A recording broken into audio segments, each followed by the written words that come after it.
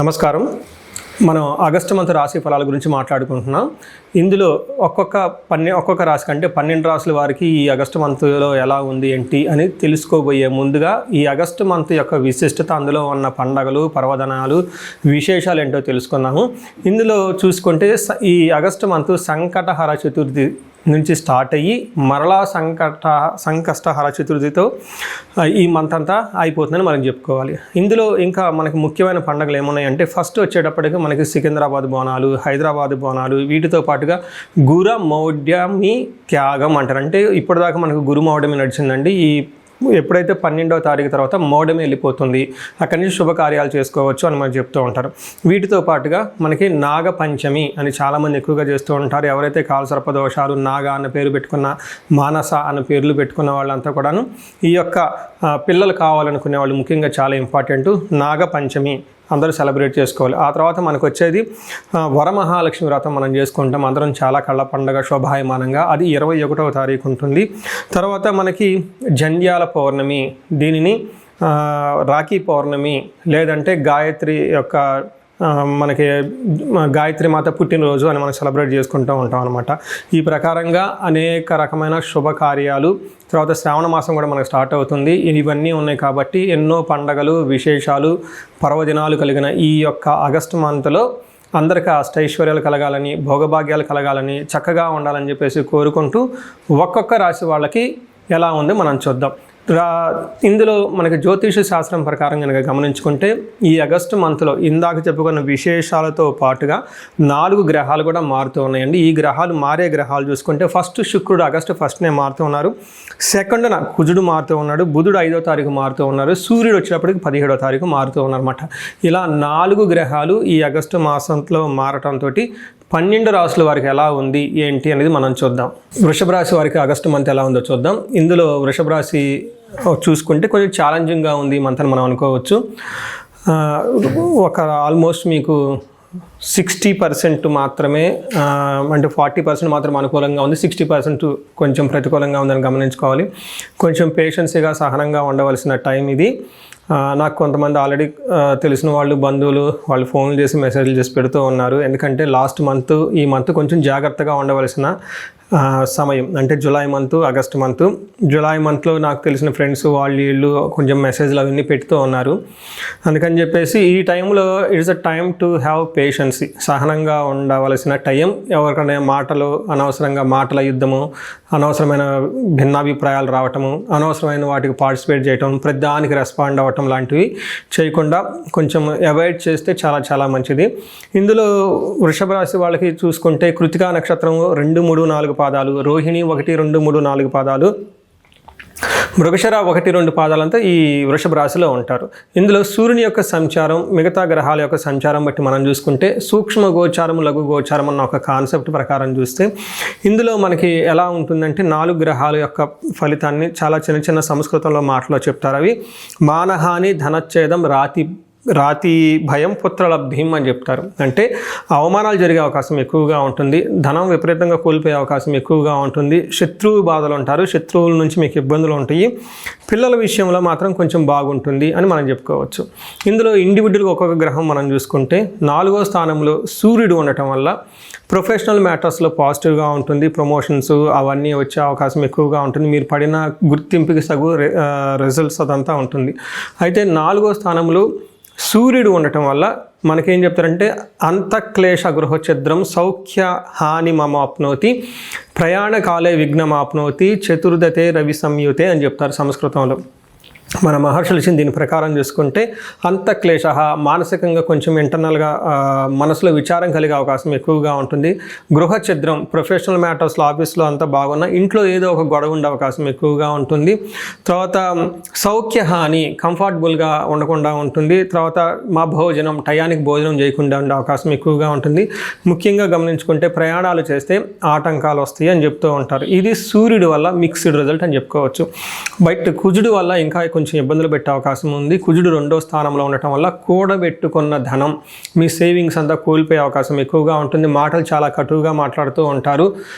Elementary education, basic education ఎవరైనా కనుక చేస్తుంటే వాళ్ళకి ఆటంకాలు అవన్నీ వచ్చే అవకాశం ఎక్కువ ఉందని మనం చెప్పుకోవచ్చు.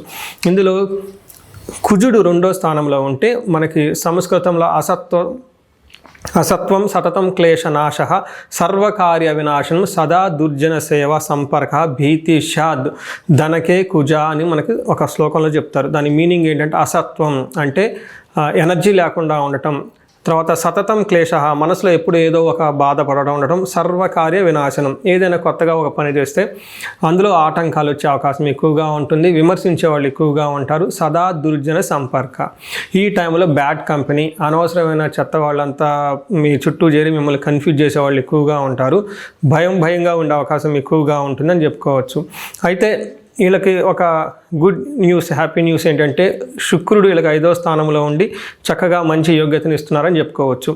ఇందులో మనకి ఏమని చెప్తారంటే సంస్కృతంలో దాశీభృత్య చనలాభ నిత్యం మృష్టాన్న భోజనం ధనధాన్య అభిష్టార్థ పంచమస్తే భవేద్ భృగో అంటారు. అంటే 5వ స్థానంలో ఎప్పుడైతే శుక్రుడు ఉన్నారో వీళ్ళకి దాసీ భృత్య జనలాభ అంటే వీళ్ళ కింద ఉన్న సబార్డినేట్స్ కానివ్వండి, నాయకత్వ లక్షణాలు ఎవరైనా ఉంటే వాళ్ళ కింద ఉన్న ఫాలోవర్స్ కానివ్వండి, లేదా ఇంట్లో మెయిట్స్, ఇలా మీ యొక్క ఆజ్ఞని, మీ యొక్క ఇన్స్ట్రక్షన్స్ని రెగ్యులర్గా ఫాలో అయ్యే వాళ్ళు ఎవరైతే ఉంటారో వాళ్ళ నుంచి విపరీతంగా లాభం ఉంటుంది. నెక్స్ట్ నిత్యం మృష్టాన్న భోజనం, డైలీ మంచి ఫుడ్ తినే అవకాశం ఎక్కువగా ఉంటుంది. ధనధాన్య అభిష్టార్థ ధనం విషయంలో, ధాన్యం విషయంలో మీకు అనుగుణంగా ఉండే అవకాశం ఎక్కువగా ఉంటుంది. ఇంకొకటి ముఖ్యమైన చెప్పుకోవాల్సిన హ్యాపీ న్యూస్ ఏంటంటే వీళ్ళకి గెయిన్ త్రూ లేడీస్ అని చెప్తారు. అంటే జెంట్స్ అయితే లేడీస్ ద్వారా, లేడీస్ అయితే జెంట్స్ ద్వారా ఒక మంచి ఏమంటారు చాలా బెనిఫిట్ జరిగే అవకాశం ఎక్కువ ఉందని గమనించుకోవాలి. సో వీటితో పాటు మనకి బుధుడు చూసుకుంటే 3వ స్థానంలో ఉండి శత్రువుల వల్ల ఇబ్బందులు అన్నీ మనం చెప్పుకోవచ్చు. సో మనం ఓవరాల్గా చూసుకుంటే చాలా మిక్స్డ్గా ఉంది, కొంచెం సహనంగా ఉండవలసిన టైం అని మనం చెప్పుకోవచ్చు. అయితే కృతికా నక్షత్రం ప్రకారం చూసుకుంటే మనకి అంగగోచారం అని ఒక కాన్సెప్ట్ మనకు ఉంటుంది జ్యోతిష శాస్త్రంలో. ఈ కాన్సెప్ట్ ప్రకారం మనకేం చెప్పవచ్చు అంటే నక్షత్రం వైజ్ కూడా ఎలా ఉంటుందో చెప్పుకోవచ్చు. కృతిక మృగశిర ఆరుద్ర ఈ 3 నక్షత్రాలు కనుక మనం చూసుకుంటే ఇందులో కృతికా నక్షత్రం వాళ్ళకి జయప్రదంగా ఉంటుంది, ఏ పని చేసినా కానీ చక్కగా కలిసి వస్తుంది. అయితే వీళ్ళకి కలహము, బంధనము, భయము అని 2 నెగిటివ్గా కొంచెం ఇబ్బంది పెట్టే పరిస్థితుల్లో ఉన్నారు. నెక్స్ట్ మృగశిర నక్షత్రం వాళ్ళకి ఐశ్వర్యవంతంగా ఉంటుంది, ధనలాభం చూపిస్తుంది, కొంచెం భయపడే అవకాశాలు ఎక్కువగా ఉంటుంది. మరణ తుల్యం అంటారు, అంటే కుజుని వల్ల అనుకున్న పనులు ఎక్కడో ఆగిపోయే అవకాశం ఎక్కువగా ఉంటుంది. వీళ్ళు ఒకసారి ఇండివిజువల్గా జాతకం చూపించుకుంటే ఎంతో బాగుంటుంది. అంతేకాకుండా మృగశిర నక్షత్రం కనుక చూసుకుంటే వీళ్ళకి కూడా ఐశ్వర్యవంతంగా ఉంటుంది, ధన ప్రవాహం బాగుంటుంది, భయము, తర్వాత నెక్స్ట్ మరణతుల్యం అని చెప్తారు. ఇక్కడ మరణతుల్యం అంటే భయపడొద్దండి, సంస్కృతంలో ఆగిపోవటాన్ని మరణం అంటారు. మరణతుల్యం అంటే ఆల్మోస్ట్ మీరు ఇంతకుముందు చలబెట్టిన పనులు ఏమైనా ఉంటే అవి అందరితో ఆగిపోయి సరైన రిజల్ట్ ఇవ్వని పరిస్థితిలో ఉంటాయని గమనించాలి. ఓవరాల్గా చూసుకుంటే ఈ నక్షత్రం ప్రకారంగా ప్రతి నక్షత్రానికి బంధించబడినట్లుండే పరిస్థితి ఎక్కువగా కనిపిస్తుంది. అంటే చాలా క్లారిటీ లేకుండా ఉంటుంది. యూఎస్లో ఉంటే బాగుంటుందా, ఇండియాలో ఉంటే బాగుంటుందా, బిజినెస్ చేస్తే బాగుంటుందా, జాబ్ చేస్తే బాగుంటుందా, అసలు ఏంటి ఫ్యూచర్ గురించి ఎలా వెళ్తే బాగుంటుందని రకరకాల కన్ఫ్యూజన్లో ఉండే అవకాశం ఎక్కువగా ఉంటుంది.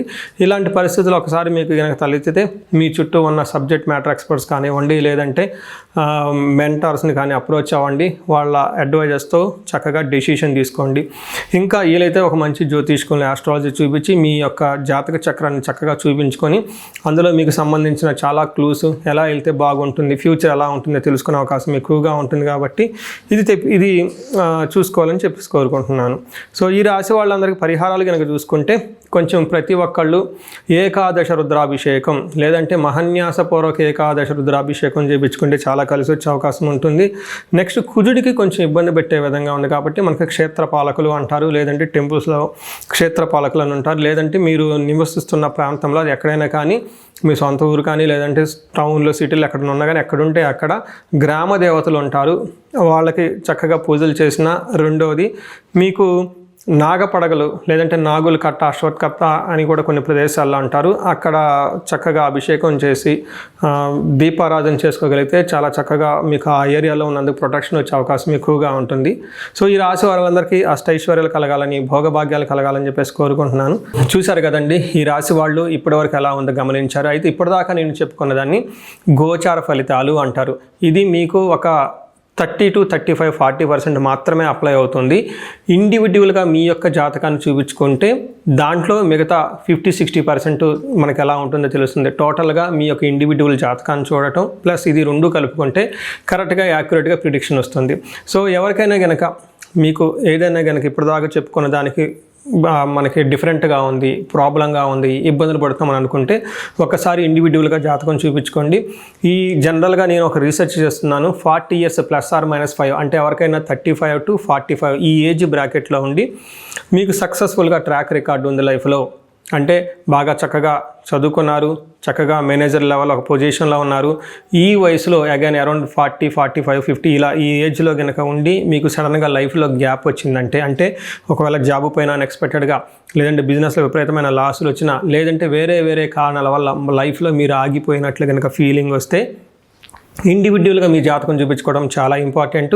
ఈ వయసులో జనరల్గా శాపాలు అని ఉంటాయి, మాతృశాపం, పితృశాపం, గురుశాపం, సర్పశాపం, ఇలా ఏమైనా శాపాలు యాక్టివేట్ అయి ఉన్నాయా అవేంటో తెలుసుకొని వాటికి సంబంధించిన పరిహారాలు చేసుకోవాలి.